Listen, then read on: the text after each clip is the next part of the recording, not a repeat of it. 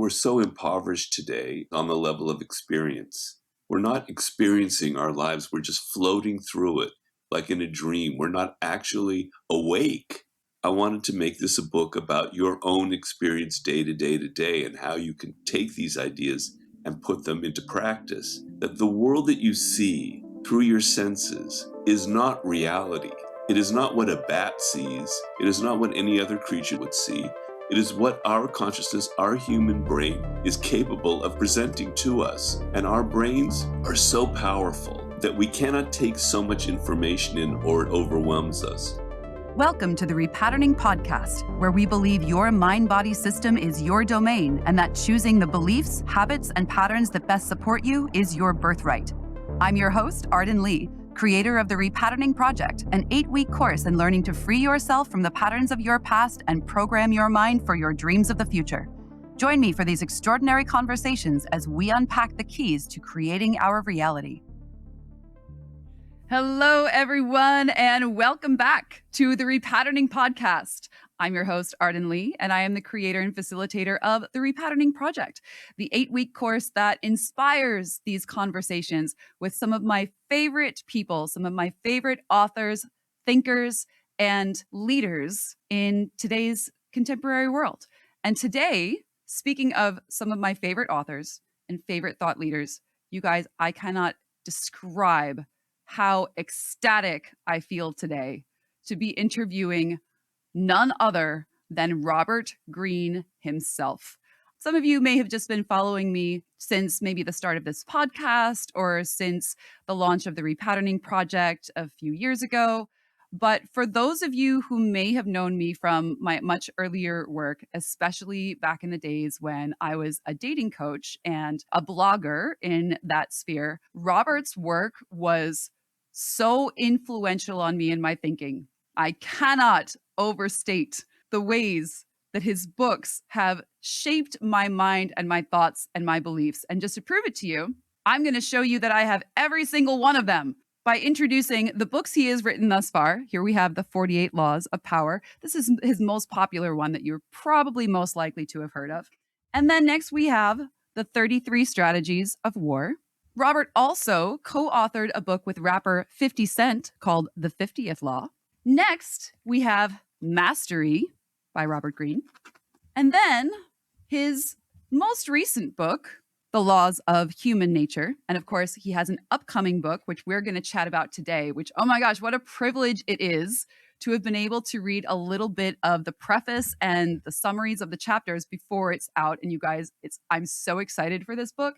I cannot overstate how excited I am for this side of Robert to come out. But before we get into that, I have to, of course, show my copy of my favorite of Robert's books. I'm telling on myself. You guys, a few years ago, I went to lunch with Robert and I brought my copy of this book for him to sign. And this is my copy of The Art of Seduction. If you're not watching the video, I'll describe for you. This book I've read it so many times that it is literally in 2 pieces. It is cracked down the spine.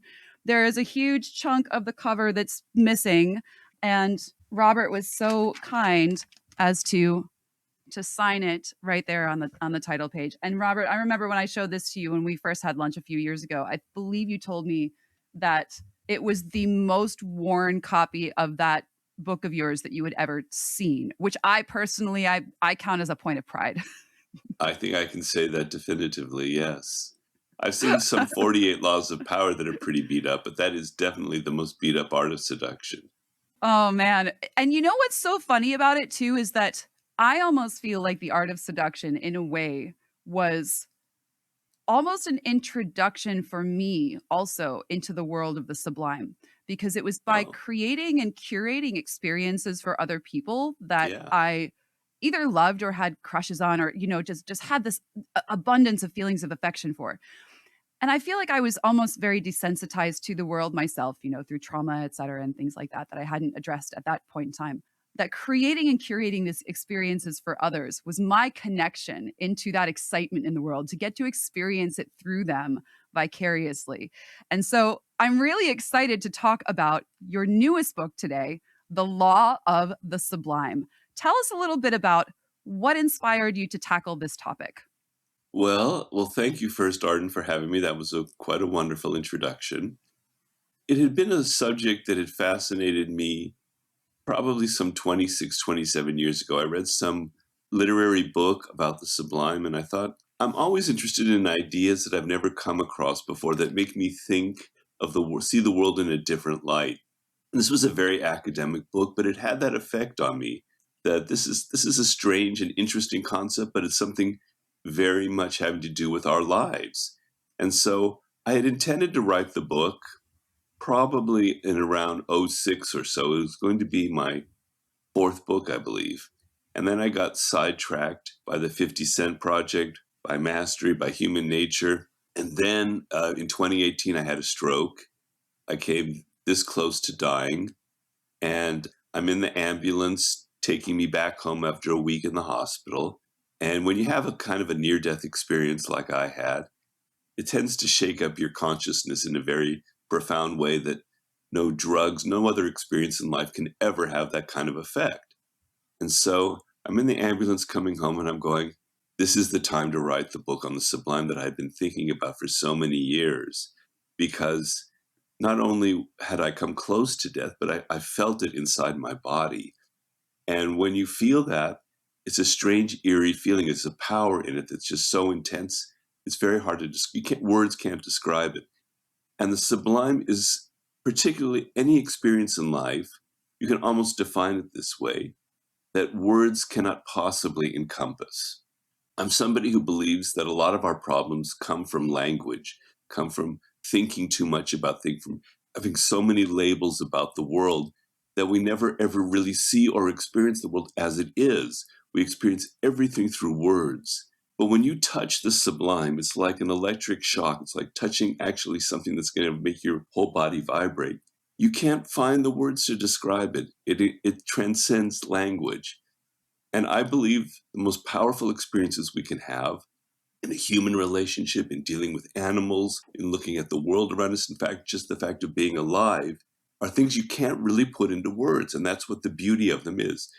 Now, the paradox here is that I'm writing a 460-page book with words trying to describe what words cannot encompass. Right. So it took me 7 years to write such a book, but there it is. So that's sort of what's behind it all. I feel like 7 years also is just such an archetypal fairy tale length for a journey too. Never thought of that. That's interesting. Yeah. Right? Well, Like part of the problem was I didn't intend it to. Obviously, no one ever intends to take 7 years to write a book. But from my stroke, my left hand just doesn't function, so I can't type. So I had to handwrite this entire book. And of course, at some point, I dictated it into my computer, but everything was handwritten. And by the time I finally got to the final version of a chapter, I would edit it with one hand. But before that, I had to do everything in this very Byzantine process of notebooks, one notebook to another notebook. It was something from like the 13th century. And so wow. that added at least a year. And then also not being able to take a walk, to get outside of myself, just sort of being trapped in my body, in my office, also added time to this book because I was somebody who was I like to go outdoors a lot and get my mind outside of my my work. I had no outlets. So it was it was a wonderful book to write, but it was so challenging. I can't explain. I can imagine. And I feel like sometimes when we have those it's that the freedom of structure, right? We have like limitations imposed upon us and it actually in some ways engenders our creativity. And I feel like writing a book like that out by hand, which oh my goodness, I'm happy you still have a right hand left because oh my gosh, I Yeah, that yeah, had to have been exactly. exhausting. Yeah, But I feel like in that there must be and with your permission, I almost kind of want to divine on this later and just sure. ask spirit if there's anything there to the fact that that that hardship, that arduous process of it, of the writing, there had to have almost been something magical to that process or infusing the book with all of the work and the dedication that it took to do that. Well, for thousands of years, humans wrote books without computers. I mean, they had pens, they had stones, they had everything imaginable, but people managed before computers to write a book. And the thing is that the way the human brain is constructed, there's a very special relationship between the brain and the hand. And the feeling, I bought all these like fountain pens because I was so frustrated by this process. The feeling of the hand on the page, it brings something different, a different channel in the brain than just typing away computer, scrolling like everything you do every day. There's a different part of the brain that's activated. So there's a different feel to the book because of that. And then the second thing is because this process was so slow, I had to think even more deeply than I would normally have to think. It's hard to explain, but the slowness of it, it definitely affected and influenced the way the book came out. And so I do think there is some weird spiritual element to the physicality of this book. It was like my whole body was somehow in it. It wasn't just like a virtual thing like how we normally live. It was a very kind of physical book for me to write. I believe that entirely. And I also think that when we're putting dedication and effort into a creative work, that there is a sort of almost like law, like a hermetic principle where the more effort or the more work something takes us, the greater it comes out on the other. Not necessarily even in quality of the project itself, although it can manifest that way, but just in whatever way it happens to, whether it's the power of the people that it touches, or the intent that it is released into the world with, that goes out in a greater way. I know I've experienced that with some of my projects, so I don't know, maybe you'll find that as well. I'm excited to see when the book comes out. Oh, completely. I have a concept in chapter 2 when I talk about the biological sublime and how strange it is. Just the chapter is called Awaken to the Strangeness of Being Alive.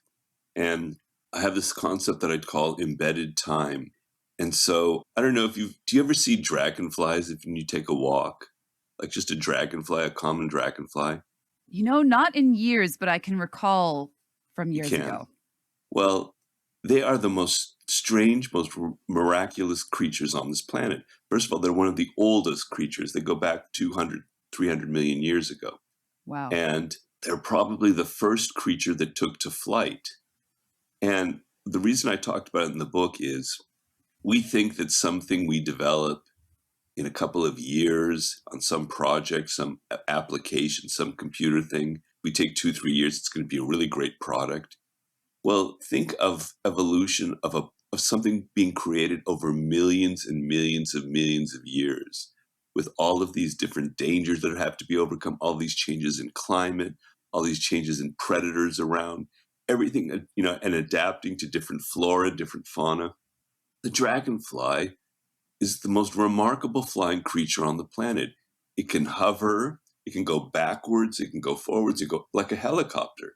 People have Wow. tried studying it, they can't figure it out. It has two sets of wings that can move independently of the other. So this is a roundabout way to say something that takes so long to create over so much time and so much trauma and so many challenges is going to end up being this miraculous creature, which is the dragonfly. And in some ways, the human animal, which I don't think is as miraculous to me as a dragonfly, but is pretty remarkable creature. The millions of years, the hundreds of thousands of years that went into our evolution has created who we are. So time, when you put time as the coefficient in any kind of production, it is what makes something great. And it's the problem that so many people have now in the world today with things like AI. Ugh. People are averse to putting time into anything. But Arden, I can tell you, time is what created the human animal, is what differentiates us from everything else. We're the creature in time. We're the creature that creates history. So the longer we take to make something, the more thinking goes in it, the more brilliant the product will be, the more original it will be. Not to say that my book is on the level of a dragonfly, so please don't get me wrong. Anyway, that's sort of my answer to that. Well, you're definitely speaking my language, especially as, someone who facilitates a course. Especially when I first started putting it out there and I started getting into the business coaching world, especially like right before the pandemic, there was like the business coaching boom, the coach boom.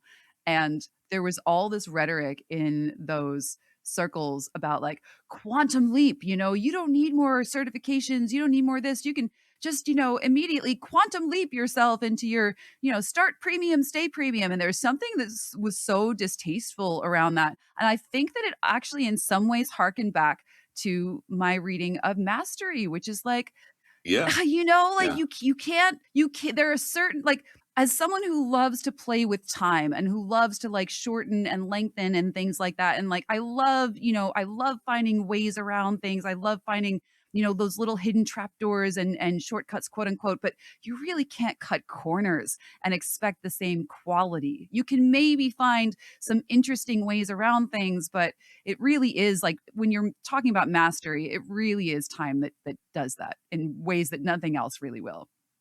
Yeah, I mean, when I read a really great book, I can feel the time that went into it. There's a spiritual quality to it, something invisible. We're so visual that everything is spatial, and so we always think in spatial terms. We can't really see time, right?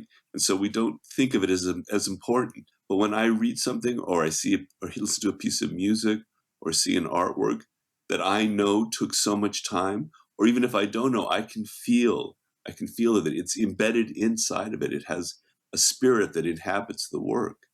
I want to ask about my personal, well, oh gosh, it was hard to pick a favorite one of all your different descriptions of the different archetypes of the sublime. But the one that I will say is the most relevant, at least to us here at the Repatterning podcast. I think I know it's Ah, coming. yes, the neural sublime. I'm just, Oh no! oh, really? Oh, Which one did you think it was going to be?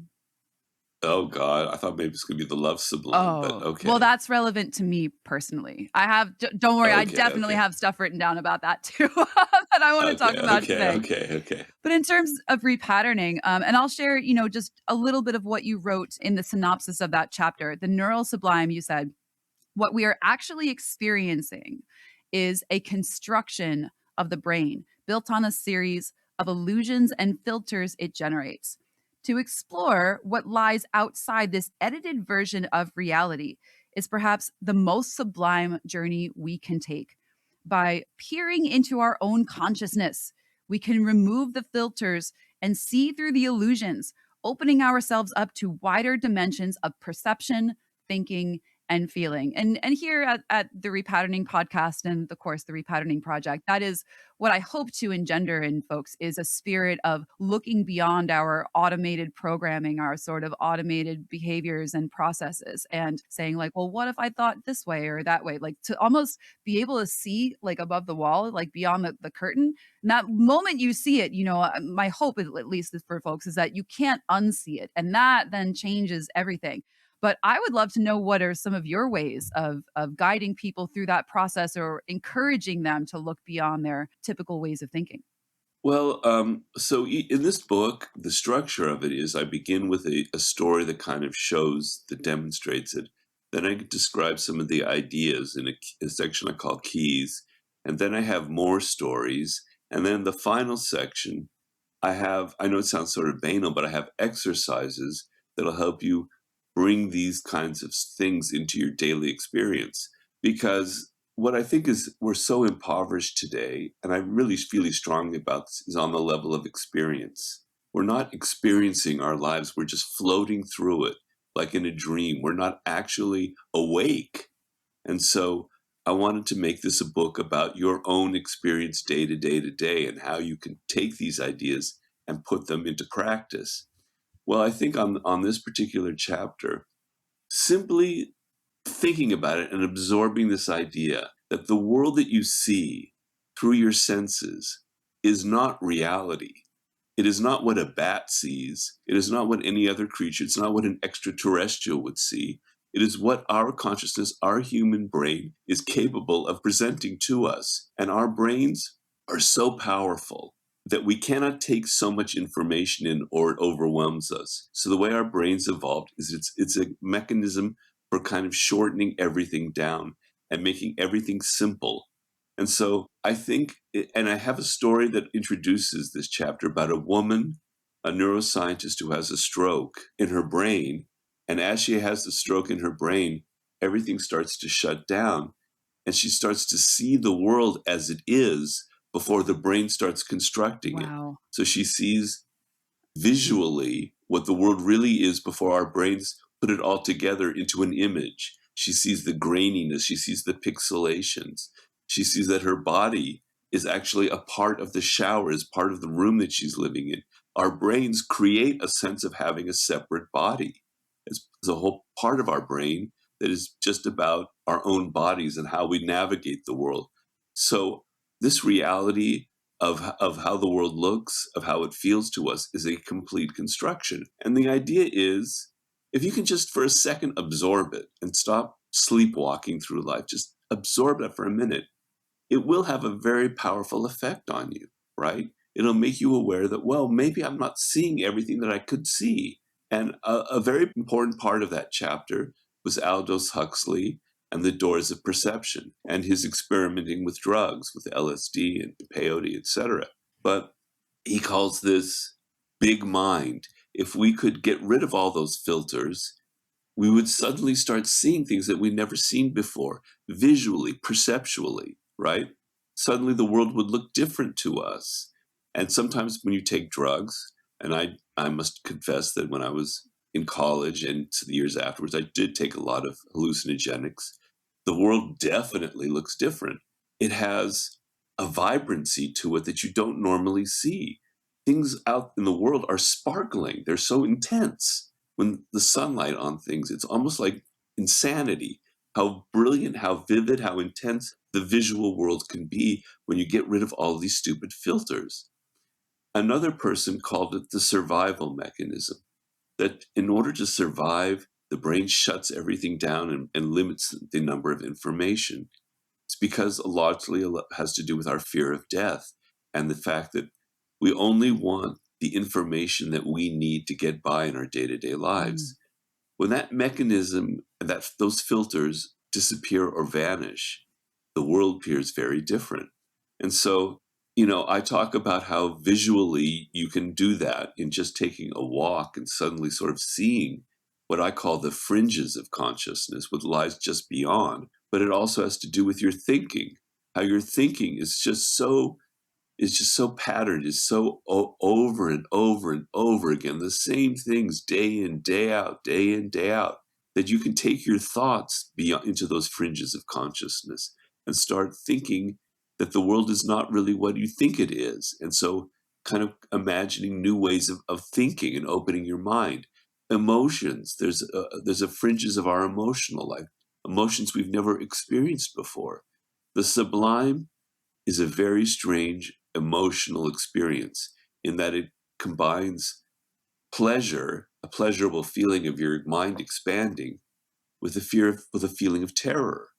Like the world is strange. These are unfamiliar things. I don't really understand them. You look at the night sky; it's so immense. It almost makes you feel so insignificant and small, but it's also fascinating. That mix of pain and pleasure is what creates the sublime, creates that kind of tingly sensation it gives. These are emotions we don't normally feel. So I'm trying to draw you into these fringes of consciousness, and I give practical exercises on doing it. But just realizing that the reality you take, what you take for reality, is a construction of your brain, is enough to start triggering this process. Believe me, you swallow that pill, you'll walk around and the world will start looking different to you. Yes. Oh my gosh. Yes, absolutely. Just thinking about it and starting to push those edges of consciousness. I agree 100%. I have to say, Robert, I love this new spiritual side of you that I see coming out and this side that's full of wonder because I know, with a lot of your past books, and you know this. You have been publicly a somewhat controversial figure. Some of your books have been called Machiavellian, that people will use them to play these sort of, the games of power and all of those things.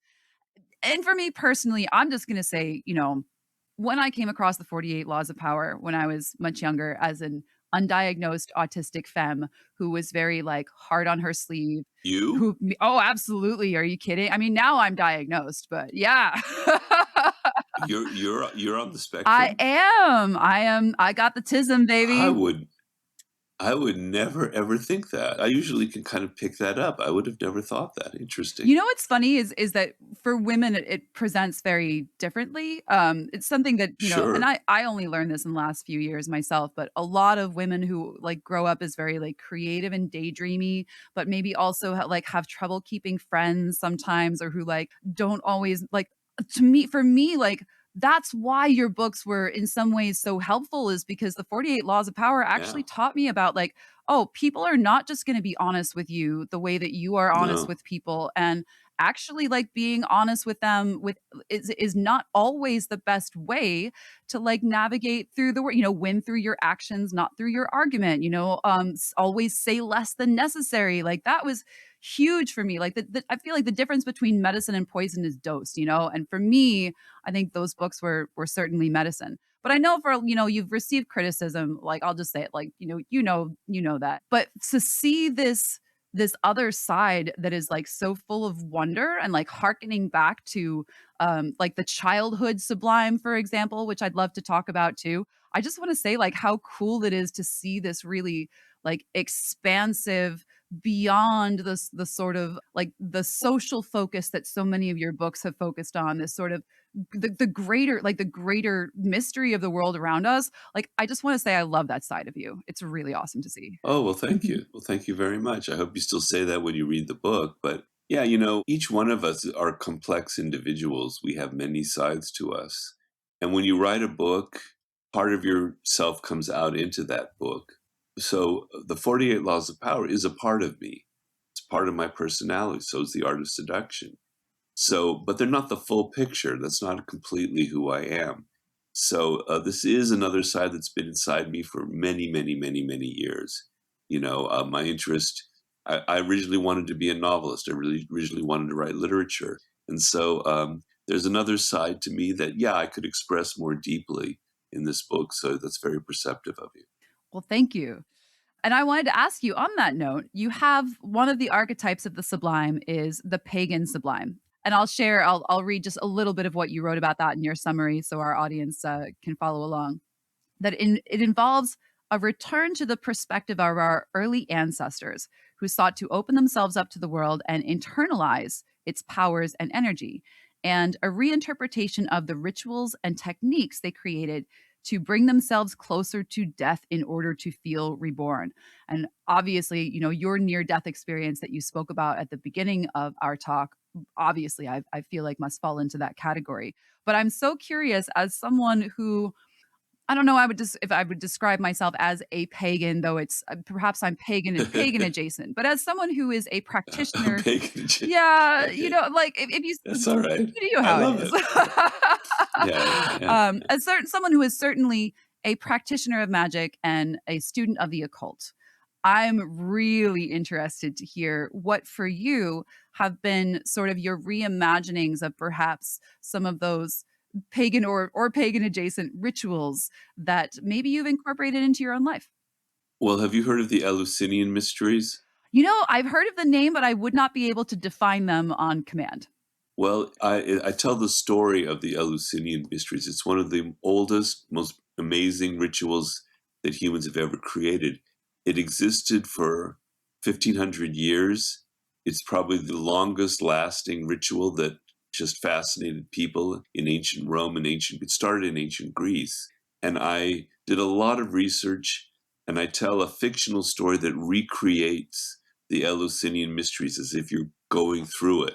And the point is that our ancestors, now I'm not going to romanticize everything about ancient Greece. Obviously, there was slavery, women were oppressed, so I'm not going to go in that direction. But on the level of experience and day-to-day experience, the closeness to being alive, the emotional richness, the openness of the senses, the relationship to everything around in the world was so much more intense than anything in our modern experience. We can't even begin to imagine how it was to live in these kind of rituals. The intensity of it, the spectacle of it was just unbelievable. And in this particular Eleusinian mystery, they're trying to make you feel like you died, right? Literally try to make you feel like in the midst of this experience you died and then you are reborn. And that is part of the mystery. And it did involve probably some hallucinogenic plants that people drank, probably poppy seeds, probably opium or heroin, whatever you want to call it.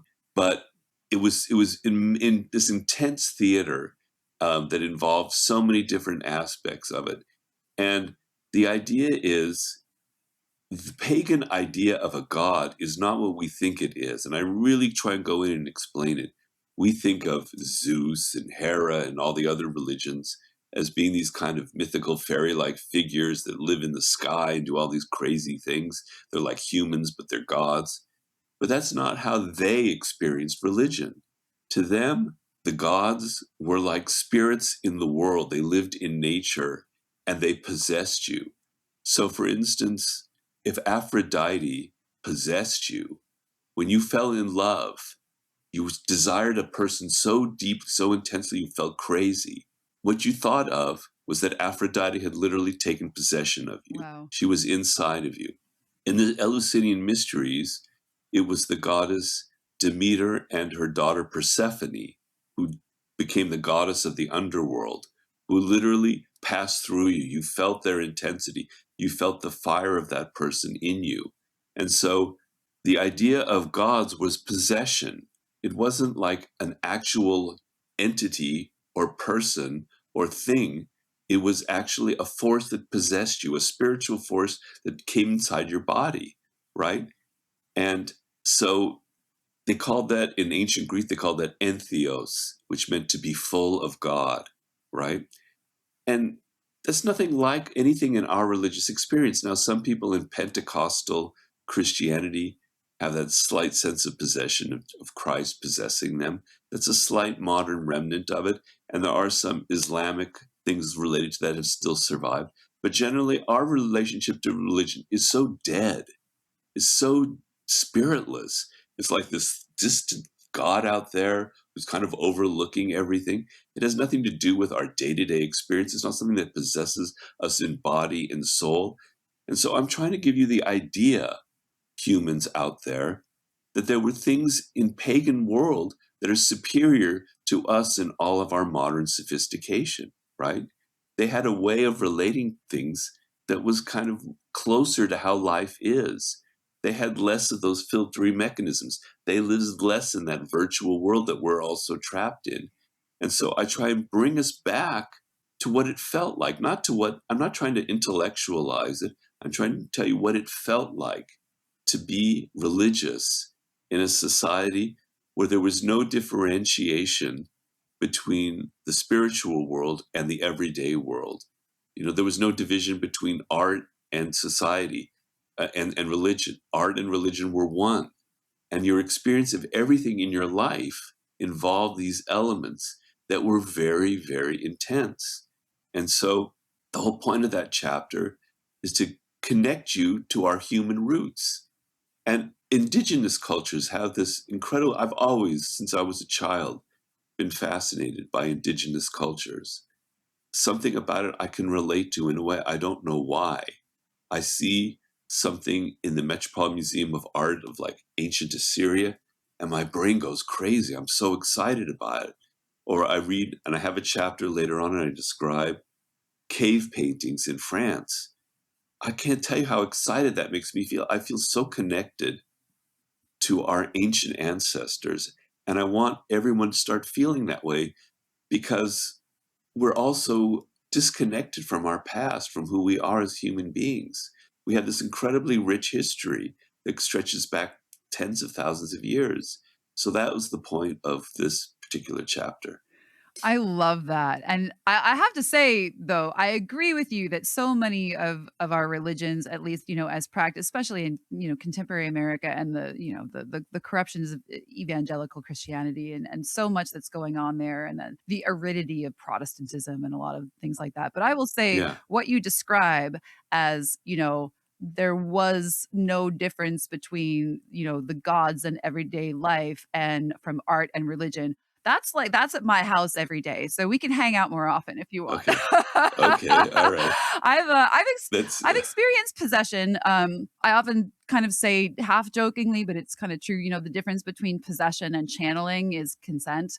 It's like if I give consent to a being to speak through me, I've had that happen, at times. And I had an experience earlier this year where I was partially possessed in a way I didn't realize until about 5 days in. And when I realized it, I was able to clear it. But yeah, I'm in a contract with the god Hermes for success in my the music career. messenger god, Yeah, yep. And the great magician Hermes Trismegistus. the trickster. Yes, Yeah. yep, the trickster of the crossroads, and who's so interested also in like education and in music, who also mentored Orpheus and things like that.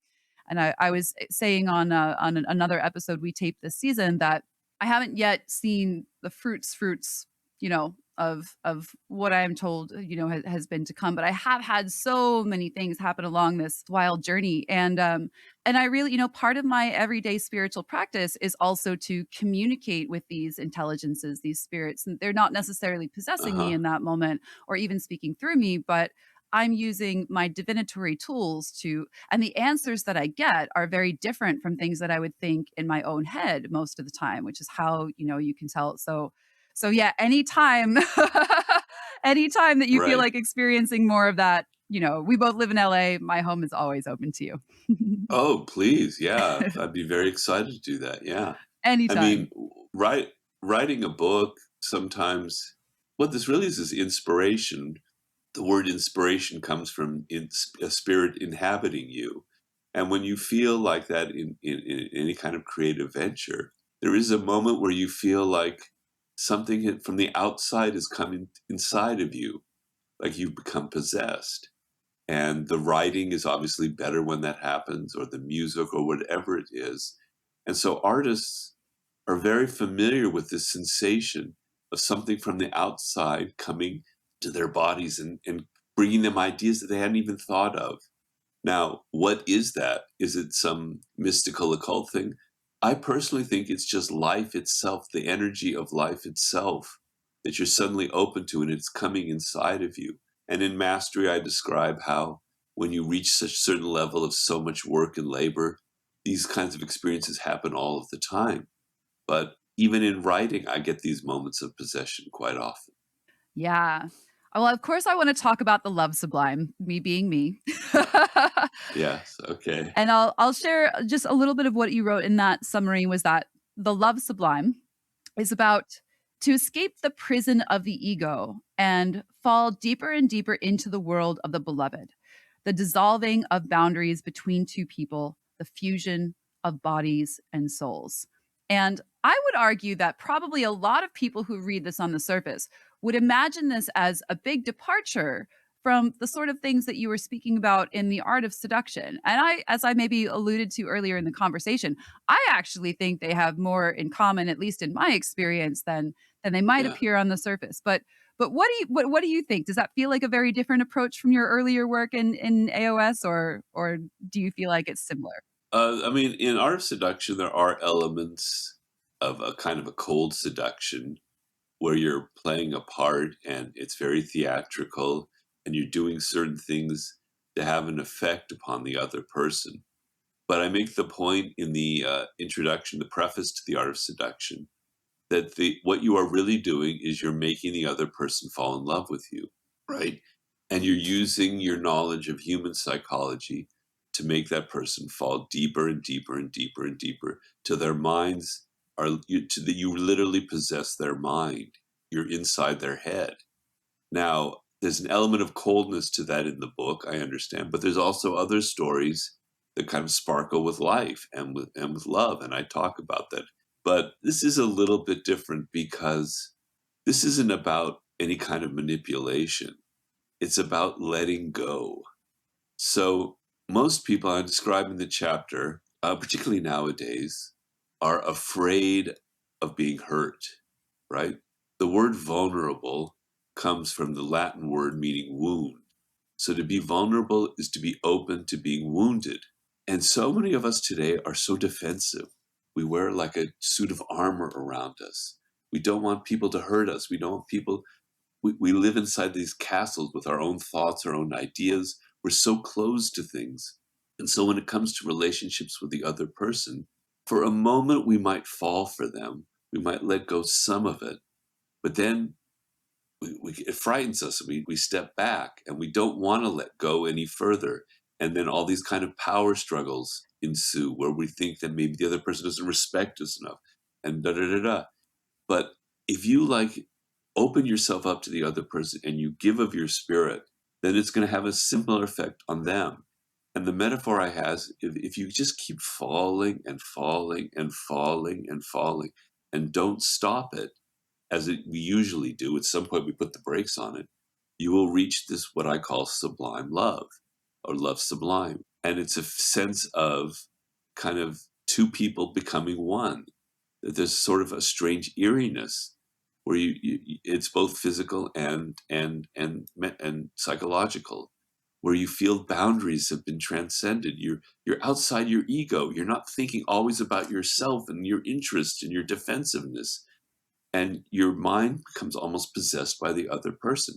Now, there are limits to that. Obviously, you can't become completely the other person. I'm not saying that.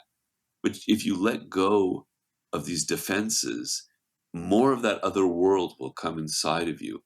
And the story I tell in there is probably of one of the most famous, most infamous love stories in Western history, that of Abelard and Eloise. It was in the 12th century, and it's a magnificent story of a love affair between an older man and a younger woman, both of whom are absolutely brilliant philosophers. The woman is considered one of the greatest thinkers of her time, and they have this intense romance over the course of several months or years, and they have this experience.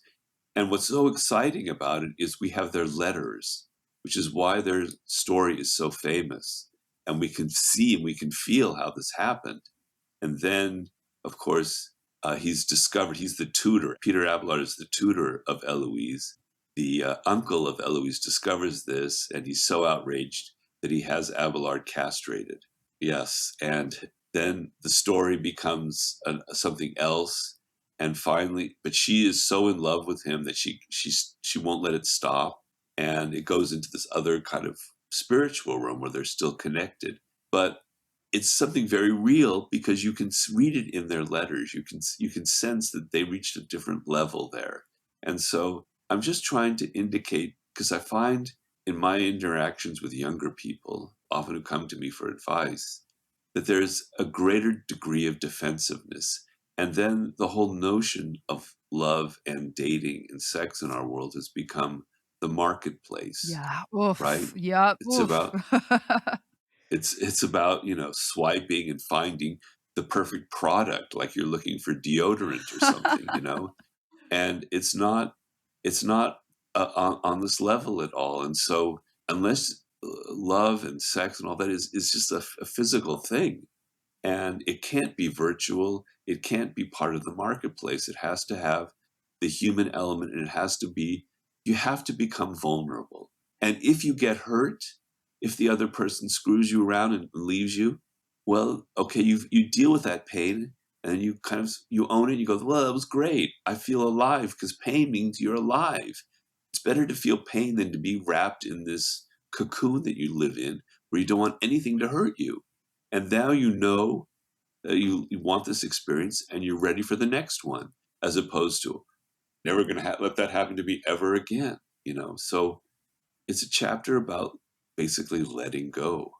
What you just said is almost exactly what I wrote in my own book on seduction back in the day, way back in the day, called The New Rules of Attraction. I had an epilogue in there that basically says, to live a lifestyle of seduction is an act of bravery, because you are constantly putting yourself out there and you may get rejected, but you understand that it is worth living this life of extraordinary adventure.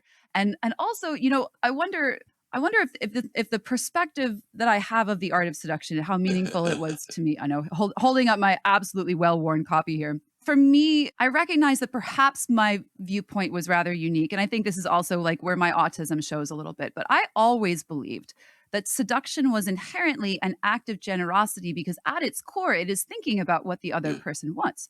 And what I have discovered is definitely. that my love language in toward another person is curiosity. If I love you, if I feel limerence for you and I want to explore whether there is going to be love even beyond that, I immediately go into this mode of like, I want to know everything about you. I want to know what makes you tick. I want to know how you take your coffee. I want to know what meals you like. I want to know all of these things.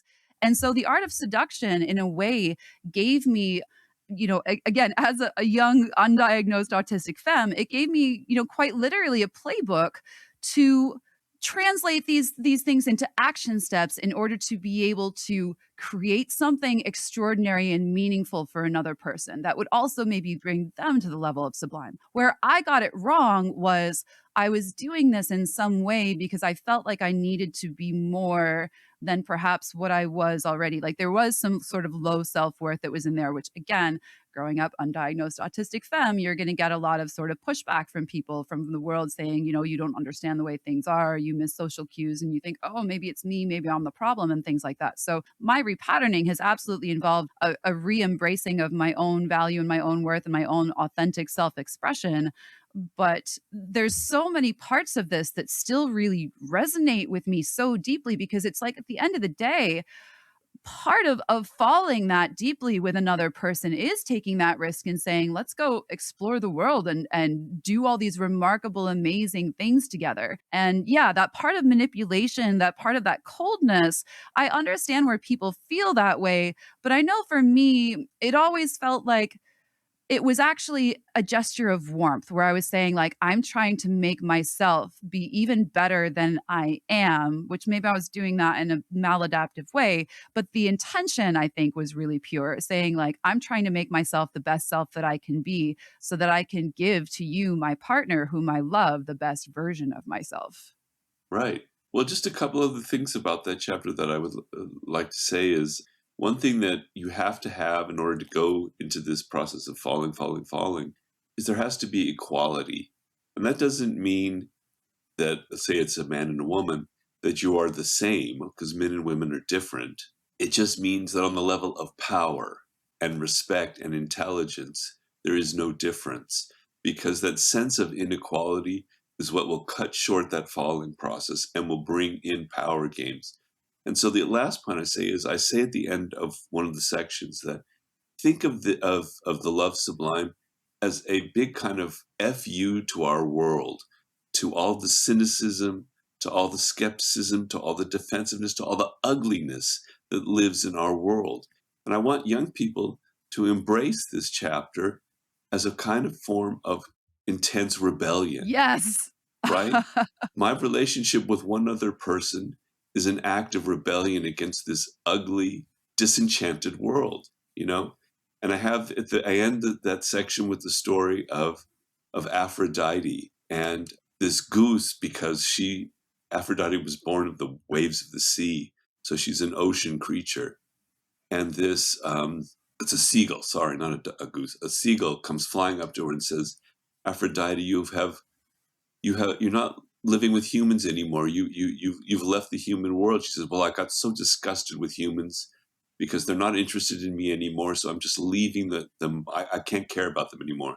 And the seagull says, well, but since you've left, everything has just become so ugly, and people are so only interested in themselves. And please come back. And I'm kind of saying at the end, it's kind of the same situation in our world as what the seagull was telling to Aphrodite. And I'm saying, we're trying to invite her back into our world. So those are my last words on that Oh, you chapter. are speaking my language with that entirely. And I've been through processes too, especially in the last few years where I've been judged and I've even had to maybe leave some friendships behind because there were people who were in some ways, I don't want to use the word triggered, it's kind of overused, but were activated or were upset or it brought up fear for them that the generosity I was engaging with in someone that I loved who needed help and who was not in a place where they could reciprocate. And I was like, I don't care. I don't care what I'm Oh, getting great. in Yeah. return for this. I don't like this will either pay off in the end or it won't. And either way, I am making this wager and this is what I'm gonna do. And there were people Uh-huh. I had to say, I'm sorry if you can't support that's fine, but I cannot be around you because I cannot have that influencing my commitment, my dedication to this. It was my own underworld journey, my own, Orpheus going down and rescuing Eurydice kind of thing from the dark underworld, coming back from the brink of death. Yeah, so I'm really excited to read that chapter. Okay. Okay. Okay. Good. Well, we have maybe time for me to ask about one more of these sublime archetypes before we bring Tommy on for her final question that she's going to ask you as well. And I think my next favorite must be, and I'm sure you might be able to tell by the surroundings in my background, which is actually my living room and not Yes, not a virtual, I as I've been there. I've been you there. have, and I have that brilliant picture of you with Edgar Allan Poe, my cat, which we're Yes, yes, totally I going to love use it. as the Where thumbnail. is Edgar? He hides whenever I'm talking too much. I think Oh, he okay. likes All the right. quiet. Otherwise, He's an I would bring him introvert. out. He really is. Yeah. But as you can Okay. probably guess, but yeah, the audience might not have known by now that I'm actually phoning in from where I say I am. But you might be able to guess that my next favorite chapter naturally would be the aesthetic sublime. There's so much that I talk about in the other course that I teach called Myths and Magic about creating our environments in order to shift our own reality so that they reflect the stories that we want to live. And for me, I'm someone who is, again, a student of the occult and a lover of beautiful things and a sort of romantic goth, perhaps in a way, at least a goth light. And so you can see that like my home that I live in reflects this to me. It's also something that I think autistic people in particular are sensitive to because of I don't have a ton of time to get into this, but like the default mode network like is more overactive in our brains. And so we are taking in more sensory information around us. So having things that are identity affirming and things that we love around us is really, really helpful. It's the same reason I like going to Disneyland, which again, we're both in LA. So if you ever want a Disney day, we're totally, totally down for that too. Like being surrounded by these extraordinary kind of things that get us out of the normal mundane shopping centers and highways and things like that. So yeah, share with me some of your favorite things about the aesthetic sublime. Well, the aesthetic sublime, the title of it is called Disorder the Senses, which is a phrase that comes from the poet Arthur Rimbaud. And he was basically saying that the goal of poetry is to disorder the senses. And what I like about that idea is that, we tend, we're too intellectual, we're too left brain dominated in our worlds, right? And even our films and our books, they're so analytical, they're so language bound.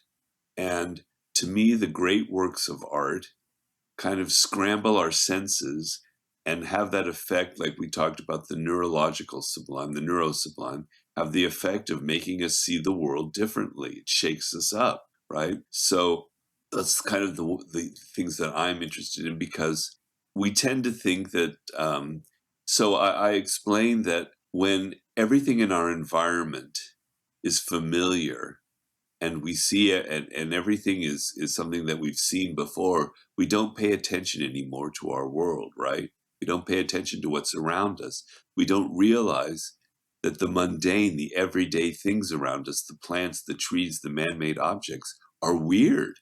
They're strange. If you look at them, they're actually like strange creatures. The things in your household, just a simple cup, a bottle of shampoo, it's a weird thing that maybe isn't even is alive in some way. I'm kind of animistic that way. So your world is much stranger than you think, right? You banalize this very weird world that we live in. And so the aesthetic sublime is something that shakes you up and makes you aware that time isn't what you think it is, space isn't what you think it is.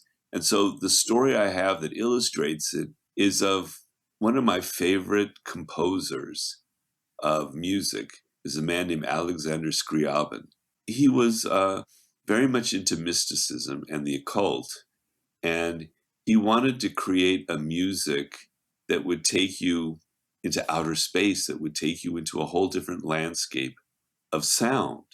But he couldn't find it. He's frustrated. He tried over and over and over and over again, experimenting. And suddenly, this one piece came to him, and we're talking about possession, that he wrote as if somebody, other spirit was inhabiting him. And he composed it within a few days, and then he played it for people, and they go, "That is the strangest thing I have ever heard." I don't know what that was, but it wasn't bad. It was fascinating, right? And then he went on, he wrote this symphony. And I don't know if you don't like classical music, I understand, but I beg you to listen to it. It's called The Poem of Ecstasy, right? And he originally called it the poem, the orgiastic poem, because it is like an orgasm. It is a musical orgasm. And it just sort of, it builds to a climax, then it stops. Then it builds to a climax, then it stops. It does this like 20 times until in the end, it just crashes. This explosion of sound. So it's like when you listen to his music, you are literally entering another world. And the first man who ever orbited the planet Earth was a Soviet cosmonaut. And they asked him what music he wanted to play as he was orbiting the planet. He chose Scriabin's Poem of Fire because it is literally like the music of outer space. So I chose that because he literally disrupts how we normally listen to music. He creates rhythms that you've never heard before. It's always starting and stopping. It's like a nervousness that is kind of irritating but fascinating at the same time. And then he wrote, but he never got finished because he died at the age of 43. He wrote this piece that he wanted to create the ultimate Eleusinian mystery, ultimate ritual, ancient ritual in India called the Mysterium, where he would combine music and image and colors and sense and everything, and create this kind of overwhelming experience for people that would make them transcend being human beings. I mean, he was a little bit insane. That's putting it mildly. But it never got completed because he died. Other people have completed it for him. Anyway, I'm fascinated by people who do that, who transcend the usual boundaries in writing or in poetry or in art or in music. So that's sort of the idea about there is scrambling the senses because the world has become too familiar to you. And art that does that has a very sublime effect. You know, it also reminds me of one of my favorite parts of The Art of Seduction is in the very ending of the book about festival time and place. And you Oh, talk yeah, also yeah. about Shangri, or not Shangri-La. What's the floating world? Yeah. The In Japan. yeah, Yeah. exactly. Yeah, seductive time and place, and that was so inspiring to me because it was like, let's get people out of the ordinary. And maybe I might be too autistic and I might be too much into like order and neatness to have my senses jarred too much, but the idea of getting out of the ordinary, the mundane, and going to these places that, and I remember I had a crush on a guy when I was in my 20s, just this beautiful, tall, like internationally traveled photographer, like such a crush on him. I remember asking him out somewhere sometime, and gosh, I think I believe where I took him was like a Dita Von Teese show where they had, you know, all of these, you know, remarkable things. And, you know, somewhere else, gosh, you know, where I was living in New York City at the time, but this sort of like exclusive, very fancy burlesque kind of a thing. And then there was like an after party. Oh, gosh, I can't remember where it was, but he turned to me at one point and quite literally he said, "Do you just go to like all these opulent events all the time?" And I was like, Robert Greene would be so proud of me right now. Yeah. You told him that? No, I thought it in my head. Uh, So, but here we are many years yeah. later, and I get to share that with I you. I would be, and I am proud of you. That means the world to me. Well, that's a brilliant note for me to wrap up my questions on. I'll bring on Tommy to ask her question of you for the end of our episode. Hi, Tommy. Hello. Yeah, thank you, Arden. And I'm glad you ended that on a note of transcending boundaries because I do have a rather serious question Sure. on that note. So, Robert, your work has been recommended to me by friends and mentors of mine, people I really respect. From what I've read so far, I've really enjoyed what you've had to say on the power of androgyny and embracing traits of the opposite sex. Uh-huh. With that said, I've also heard your work praised by some of the most outspoken anti trans voices in podcasting spaces. Like who? So the first one that comes to mind would be Jordan Peterson. Oh, yeah, yeah. Yeah. And I Well, he think does. I've probably He heard. doesn't actually like my work. Wow. I've been on his podcast once, and he was actually very kind of antagonistic toward me. It's the most antagonistic podcast I've ever had to deal with. I But anyway, came across it, but I couldn't suffer listening to Jordan Peterson for an hour, so yeah, I didn't actually I know, listen to the episode. yeah, yeah, But I know there's a few others in these spaces for sure that like come yeah, across or like seen some praise, and yeah. I'd love for us to call that out. Or like I'd like to hear your thoughts on that disconnect among those that can read your books that encourage gender fluidity, Yeah. who at the same time balk at the idea of showing basic human decency to the trans community. Well, the gender fluidity is a part of the art of seduction. I have one of the icons of seduction is the dandy figure, who is a man who combines female and masculine traits, and a woman who does the same, and how devilishly seductive it is. And in the laws of human nature, I have a whole chapter on that, and I try and explain that, try and explode your concept of what it means to be a man or a woman, that we are kind of trapped in our bodies, we're trapped in our genders in some ways, and that every man has a very strong feminine side that he either acknowledges or uses creatively or represses, and every woman has a very strong masculine side. And so to kind of get out of this kind of rigid dichotomy that we all live under, it's kind of oppressive. And that for a man to touch his female side opens up a whole world to him. It opens up a whole world of creativity. And Jung called this the anima and the animus.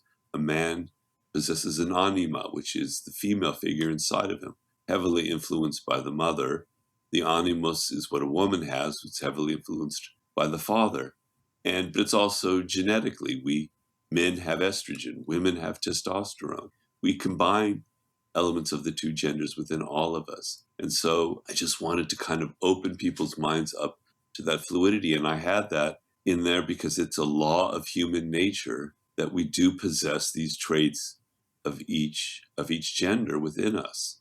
And so I don't think I have anything specifically about that in the Sublime book. I do talk about the poet Sappho, who was the first, what the word lesbian literally comes from, her life, because she was born on the island of Lesbos, and how her attraction to other women, have that in the Love Sublime chapter. But I personally feel that it's something that the way people become phobic about this is because they have to repress that other side of the other gender inside of them. They're afraid of it. And it's what makes people afraid of Black people. It makes a man afraid of women. It makes people afraid of Indigenous people.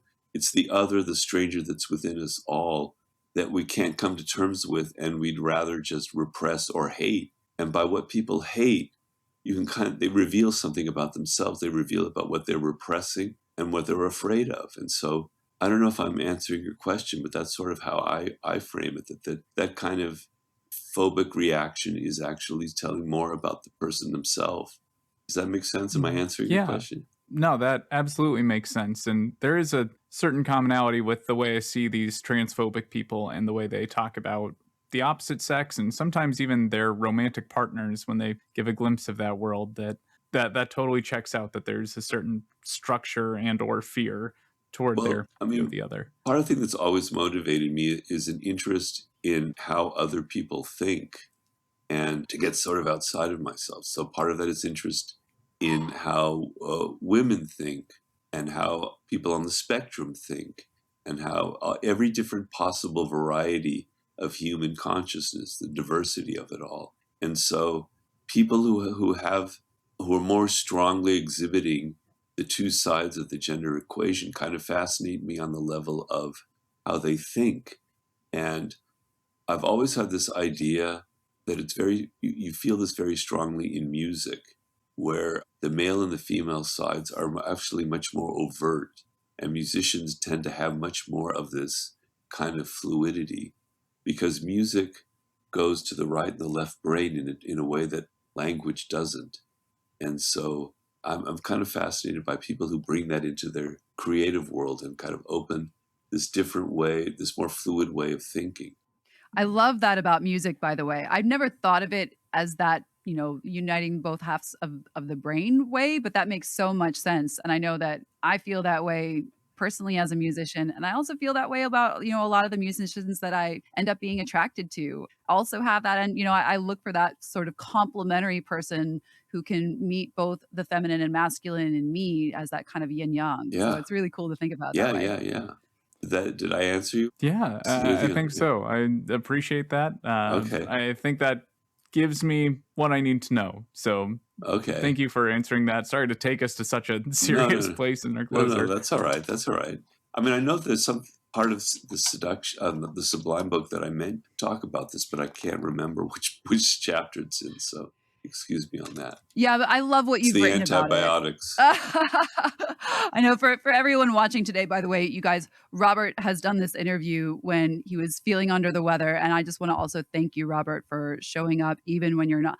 And I think the conversation we had, I know I mentioned this before we started recording, but it reminds me of what you're talking about in the book, where you talk about the second self, that there is the social constructed self that we present to people. And then there's that more wild and feral self. And I often think that sometimes when I'm not feeling well, my social constructed self goes out the window. So I maybe hope that maybe we've gotten actually a more raw and unfiltered version of you today. But this was such a wonderful conversation. Just wait. Another 10 more minutes and you'd see even more. Well, it's too bad in that case that it's time for us to wrap up. But I'm so grateful for you coming on and having this conversation with me today. And again, you know what a great big fan I am of your work, quite obviously. Yes, I do. You can't hide it. Not even a little bit, nor would I ever want to. So I will simply encourage... Sorry, go ahead. I mean, you can't hide it when you see that cover. Yeah, so, yeah. Exactly.